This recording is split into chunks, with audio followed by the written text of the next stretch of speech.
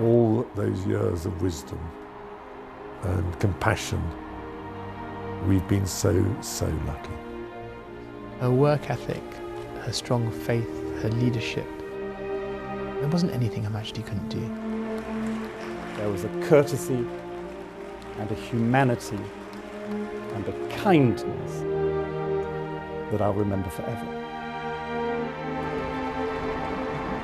It was a life of public service and duty. Committed to her country. My lords and members of the House of Commons, I pray that the blessing of Almighty God may rest upon your councils. And her Commonwealth. I feel enormously proud of what the Commonwealth has achieved, and all of it within my lifetime. Devoted wife and mother.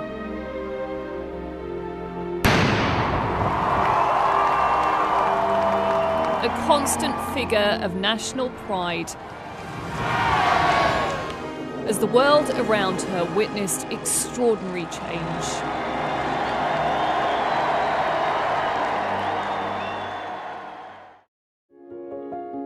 Born in 1926, Princess Elizabeth wasn't expected to be Queen. Home videos show it was a happy childhood.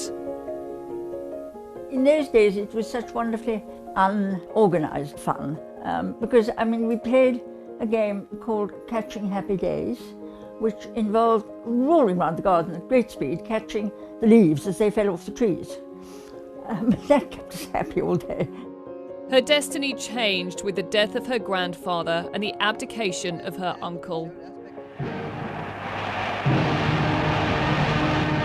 Her father was now king and Elizabeth his heir. Her role for life was set and her approach to it shaped by the Second World War. Clear even in her first broadcast when she was evacuated to Windsor. My sister Margaret Rose and I feel so much for you, as we know from experience what it means to be away from those we love most of all. The keep calm, carry on philosophy was absolutely embedded in her, I think. The Princess became a member of the ATS. She joined the Auxiliary Territorial Service as others went off to fight. Lieutenant Mountbatten seems glad to be back at work again. Wartime also sparked the most important relationship of her life. She kept in touch with Prince Philip by writing letters. And in 1947, they got engaged.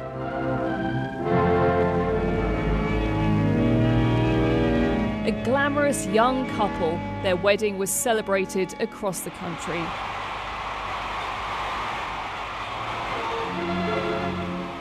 Soon, Prince Charles was born, followed by Princess Anne. They're taking the places of the King and Queen who would have gone but for His Majesty's illness. But duty called, her father was ill and they had to take his place on a tour of the Commonwealth.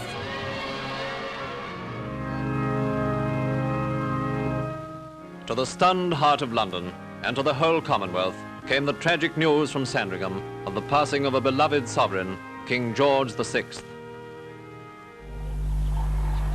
In a remote lodge in Kenya, Prince Philip told her the news. She was now Queen. All accounts say that she gulped, gathered herself, a grieving daughter, but also now the Queen, in a way that she could never have imagined, and of course in her early 20s at the time.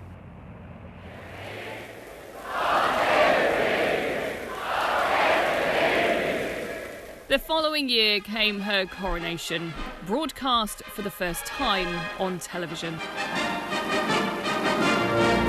She was very conscious of the fact that she needed to be out there, to be visible, going right back to televising the coronation.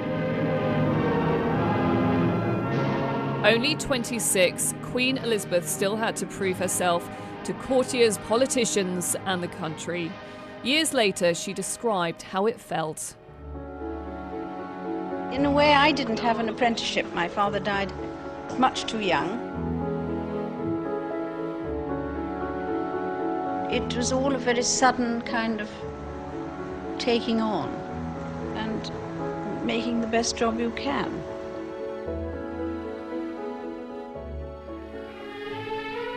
From the very start, she felt she had to get out and connect with the public. The Queen and Duke now took their places. Through thousands of engagements and inventing the walkabout.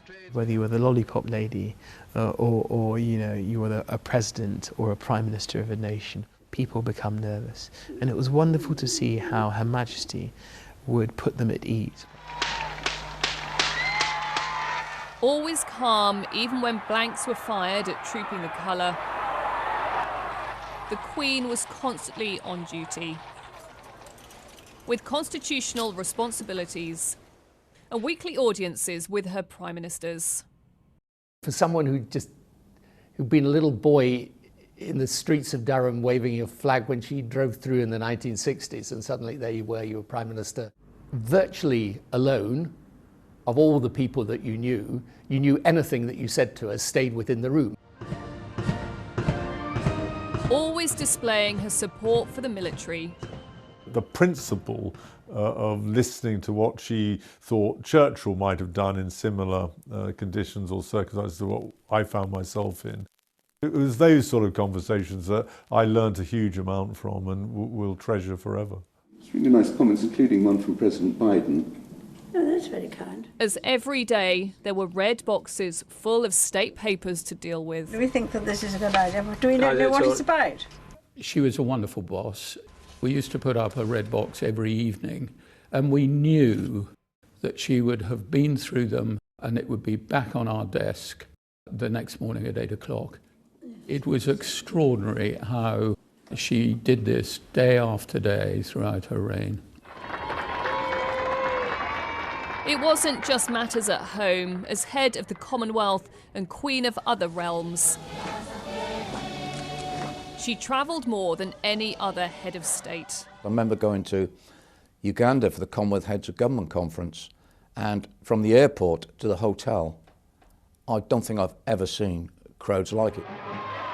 Always conducting her own powerful form of soft diplomacy. I did get a sense how concerned she was sometimes about some of the conflicts, some of the challenges. She can have a personal conversation which, you know, helps to move on some really quite difficult and tricky political moments. I think we haven't kept you waiting. Very nice to see you. Yeah. They melt around her.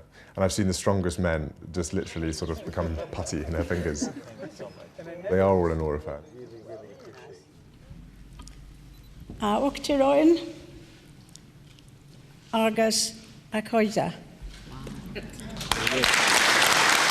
The first British monarch to visit the Republic of Ireland in 100 years. She was a figurehead of unity and stability.